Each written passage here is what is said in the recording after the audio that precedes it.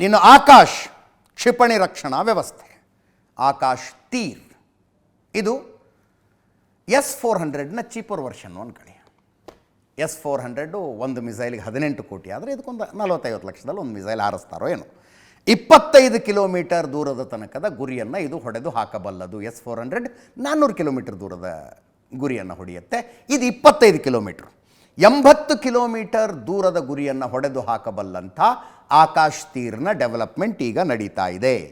ಇದು ಕಂಪೇರ್ ಮಾಡಬಹುದು ಅನ್ನೋದಾದರೆ ಇಸ್ರೇಲಿನ ಐರನ್ ಡೋಮ್ ಜೊತೆಗೆ ಇದನ್ನು ಕಂಪೇರ್ ಮಾಡಬಹುದು. ಇಸ್ರೇಲ್ ಸುತ್ತಲೂ 6 ಶತ್ರು ದೇಶಗಳನ್ನು ಇಟ್ಕೊಂಡಿರುವಂಥ ದೇಶ. ಅದರ ಜೊತೆ ಒಂದಿಬ್ಬರು ಈಗ ರಾಜಿ ಸಂಧಾನ ಹಾಕ್ಕೊಂಡಿದ್ದಾರೆ, ಅವರೇನು ಹೊಡೆಯೋದಿಲ್ಲ ಬಡಿಯೋದಿಲ್ಲ.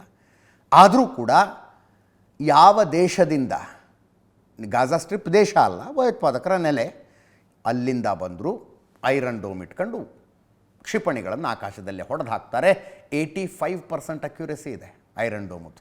85% ಅಂದರೆ 100 ಕ್ಷಿಪಣಿಗಳು ಬಂದರೆ ಮಿನಿಮಮ್ 85 ಕ್ಷಿಪಣಿಗಳನ್ನು ಆಕಾಶದಲ್ಲಿ ಹೊಡೆದು ಹಾಕುತ್ತೆ. This is comparable with that, ಹೋಲಿಕೆ ಮಾಡಬಹುದಾದಂಥದ್ದು. ಇನ್ನು D4 ಆ್ಯಂಟಿ ಡ್ರೋನ್ ಸಿಸ್ಟಮ್, ಡ್ರೋನ್ಗಳನ್ನು ನಿಷ್ಕ್ರಿಯ ಮಾಡುತ್ತೆ. ಲೇಸರ್ ಬೀಮ್ಗಳನ್ನು ಬಿಟ್ಟು ಡ್ರೋನ್ಗಳ ಕೆಲಸ ಮಾಡ್ದಂಗೆ, ಆಕಾಶದಲ್ಲಿ ಕೆಲಸ ಮಾಡ್ದಂಗೆ ಇದು ಮಾಡುತ್ತೆ. D4 ಡ್ರೋನ್ ಕೆಲಸ ಮಾಡದೇ ಇರೋಂಗೆ ಮಾಡುತ್ತೆ. ಈ ಆಕಾಶ್ ತೀರನ್ನು ಭಾರತ್ ಡೈನಾಮಿಕ್ಸ್ ಲಿಮಿಟೆಡ್ ಅಭಿವೃದ್ಧಿ ಪಡಿಸಿದ್ದಾರೆ. ಇನ್ನು ಬರಾಕ್ 8 ಸ್ಕೈ ಸ್ಟ್ರೈಕರ್, ಬರಾಕ್ 8 ಸ್ಕೈ ಸ್ಟ್ರೈಕರ್ ಕಲ್ಯಾಣಿ ಮತ್ತು ಅದಾನಿ ಗ್ರೂಪ್ನವರು ಇವುಗಳನ್ನು ಡೆವಲಪ್ ಮಾಡಿದ್ದಾರೆ. ಅದಾನಿ ಗ್ರೂಪ್ ಬಂದುಬಿಡ್ತಾ ಇಲ್ಲಿ ಅನ್ಕೋಬೇಡಿ. ಭಾರತದ ಡಿಫೆನ್ಸ್ ಎಕ್ಸ್ಪೋರ್ಟ್ ಪೈಕಿ 65% ಪ್ರೈವೇಟ್ ಸೆಕ್ಟರ್, ಈಗ 65% ಖಾಸಗಿ ಕಂಪನಿಗಳವರು ಉತ್ಪಾದಿಸಿ ಎಕ್ಸ್ಪೋರ್ಟ್ ಮಾಡಿರುವಂಥದ್ದು. ಮಧ್ಯಮ ಗಾತ್ರದ ಕ್ಷಿಪಣಿ, 70 ಕಿಲೋಮೀಟರ್ ವ್ಯಾಪ್ತಿಯಲ್ಲಿ ಡ್ರೋನು, ಕ್ಷಿಪಣಿ, ಜೆಟ್ನ ಧ್ವಂಸ ಮಾಡುವ ಸಾಮರ್ಥ್ಯ ಇದೆ. ಬೆಂಗಳೂರಿನಲ್ಲಿ ಡೆವಲಪ್ ಆಗಿದೆ. ಇಸ್ರೇಲ್ ಮತ್ತು ಭಾರತದ ಸಹಯೋಗದಲ್ಲಿ ಡೆವಲಪ್ ಆಗಿರುವಂಥದ್ದು. 2023-24ರಲ್ಲಿ 1,27,000 ಕೋಟಿ ರಕ್ಷಣಾ ಉತ್ಪಾದನೆಯನ್ನು ಭಾರತ ಮಾಡಿದೆ.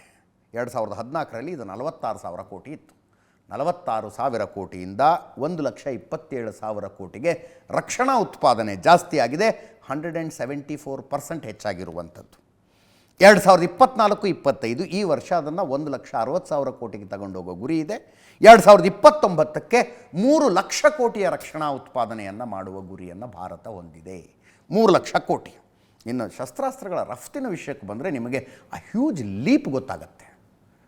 ಭಾರತ ಹಿಸ್ಟಾರಿಕಲಿ ಬೇರೆ ಬೇರೆ ದೇಶಗಳಿಂದ ಆಯುಧಗಳನ್ನು ಆಮದು ಮಾಡಿಕೊಳ್ಳುವ, ಖರೀದಿಸುವ ದೇಶ. 2013-14ರಲ್ಲಿ 686 ಕೋಟಿಯ ಒಟ್ಟಾರೆ ರಕ್ಷಣಾ ಸಾಮಗ್ರಿಗಳನ್ನು ನಾವು ರಫ್ತು ಮಾಡಿದ್ದು, ಎಕ್ಸ್ಪೋರ್ಟ್ ಮಾಡಿದ್ದು, ಭಾರತದಿಂದ ಹೊರಗಡೆ ಕಳಿಸಿದ್ದು. ಎಷ್ಟು? 686 ಕೋಟಿ. ಈ ವರ್ಷ ಅದು 23,622 ಕೋಟಿ ಆಗಿದೆ. 23,622 ಕೋಟಿ. ಹೆಚ್ಚಳ ಎಷ್ಟು ಅಂದರೆ 34 ಪಟ್ಟು, ಪರ್ಸೆಂಟ್ ಅಲ್ಲ, ಪಟ್ಟು, 34 ಟೈಮ್ಸ್ ಹೆಚ್ಚಳ ಆಗಿದೆ ರಫ್ತಿನಲ್ಲಿ. ದೇಶವಾಗಿ ಹೆಮ್ಮೆ ಪಡಬೇಕಾಗಿರುವಂಥದ್ದು, ಭಾರತೀಯರಾಗಿ ಹೆಮ್ಮೆ ಪಡಬೇಕಾಗಿರುವಂಥದ್ದು ಈ ಸಂಖ್ಯೆಗಳನ್ನು ನೋಡಿದಾಗ, ನಡೆದು ಬಂದ ದಾರಿಯನ್ನು ನೋಡಿದಾಗ. ಆಯುಧಗಳಿಗಾಗಿ ಕೈಯೊಡ್ಡಿ ಬೊಗಸೆಯೊಡ್ಡಿ ನಿಂತುಕೊಳ್ಳಬೇಕಾಗಿದ್ದ ದೇಶ ಇವತ್ತು ಒಂದು ಯುದ್ಧದ ಸನ್ನಿವೇಶದಲ್ಲಿ 60-70% ಸ್ವಂತ ಆಯುಧಗಳನ್ನು ಬಳಸುವ ಕ್ಷಮತೆಯನ್ನು ಹೊಂದಿದೆ. Should we not be proud of it? ಹೆಮ್ಮೆ ಪಡಬಾರ್ದ ಇದರ ಬಗ್ಗೆ? 34 ಪಟ್ಟು ರಫ್ತೆ ಹೆಚ್ಚಳ ಅಂದರೆ ಯೋಚನೆ ಮಾಡಿ ನೀವು. ಇದರಲ್ಲಿ 8,389 ಕೋಟಿ ಸರ್ಕಾರಿ ಉತ್ಪಾದನೆ ಆದರೆ 15,233 ಕೋಟಿ ಖಾಸಗಿ ಉತ್ಪಾದನೆ. ಭಾರತ ತನಗೆ ಬೇಕಾದ ಆಯುಧಗಳ ಪೈಕಿ 65% ಆಯುಧಗಳನ್ನು ಈಗ ಸ್ವದೇಶಿ ನಿರ್ಮಿಸಿಕೊಳ್ತಾ ಇದೆ, ಸ್ವತಃ ನಿರ್ಮಿಸಿಕೊಳ್ತಾ ಇದೆ. ಅದರಲ್ಲೂ ಸ್ಪೆಷಲಿ ಮದ್ದುಗುಂಡಿನ ಉತ್ಪಾದನೆ 88% ಸ್ವಾವಲಂಬನೆ ಇದೆ. 88% ಮದ್ದುಗುಂಡಿನ ಉತ್ಪಾದನೆಯಲ್ಲಿ ಸ್ವಾವಲಂಬನೆ. 60% ರಕ್ಷಣಾ ಸಲಕರಣೆಗಳ ಉತ್ಪಾದನೆಯನ್ನು ಸರ್ಕಾರಿ ಕಂಪನಿಗಳು ಮಾಡ್ತಾ ಇದ್ದಾವೆ. 40% ಪ್ರೈವೇಟ್ ಸೆಕ್ಟರ್ಸ್ ದೊಡ್ಡ ರೋಲ್ ಪ್ಲೇ ಮಾಡ್ತಾವೆ ರೀ ಇದರಲ್ಲಿ. 60% ಸರ್ಕಾರಿ ಕಂಪನಿಗಳು ಮಿಲಿಟ್ರಿ ತಾನು ಕೊಡುವ ಕಾಂಟ್ರಾಕ್ಟ್ ಇದೆಯಲ್ಲ, ಮಿಲಿಟ್ರಿ ಉತ್ಪಾದನೆಯ ಕಾಂಟ್ರಾಕ್ಟ್, ಅದರ ಪೈಕಿ 90% ಸರ್ಕಾರಕ್ಕೆ ಕೊಡುತ್ತೆ, ಅಂದರೆ ಸರ್ಕಾರಿ ಉತ್ಪಾದನಾ ಸಂಸ್ಥೆಗಳಿಗೆ ಕೊಡುತ್ತೆ. This is the journey of India. ಉಳಿದಂತೆ ಆಮದು ಮಾಡಿಕೊಳ್ತೀವಲ್ಲ 36%, ರಷ್ಯಾದಿಂದ 28%, ಫ್ರಾನ್ಸ್ನಿಂದ ಆಮದು ಮಾಡಿಕೊಳ್ತಾ ಇದ್ದೀವಿ.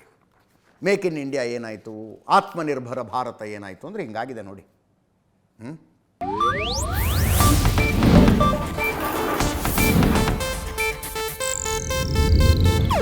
ಇದು ಏಷ್ಯಾನೆಟ್ ನ್ಯೂಸ್ ನೆಟ್ವರ್ಕ್ ಪ್ರಸ್ತುತಿ.